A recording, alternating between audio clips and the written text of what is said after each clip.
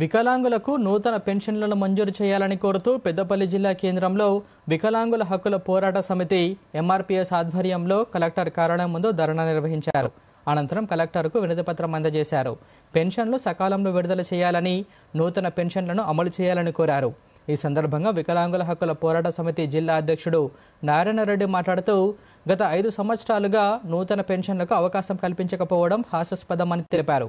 MRPS నాయకులు శంకర్ మాట్లాడుతూ, కాంగ్రెస్ ప్రభుత్వం అధికారంలో వచ్చిన తర్వాత వృద్ధులు, వితంతువులు, ఆసరా పెన్షన్దారుల గురించి మాట్లాడేవారు కరువైపోయారని తెలిపారు.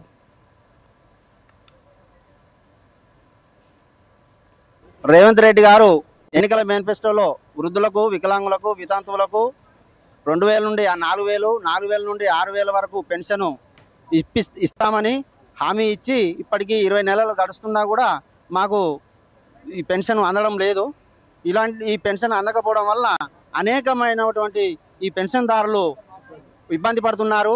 వృద్ధులు, వితంతులు, ఆసరా పెన్షన్దారులకు పెంచిస్తున్న పెన్షన్ పెంచివ్వకపోగా గత 6 ఏళ్లుగా కొత్త పెన్షన్ కూడా ఇవ్వడం లేదు.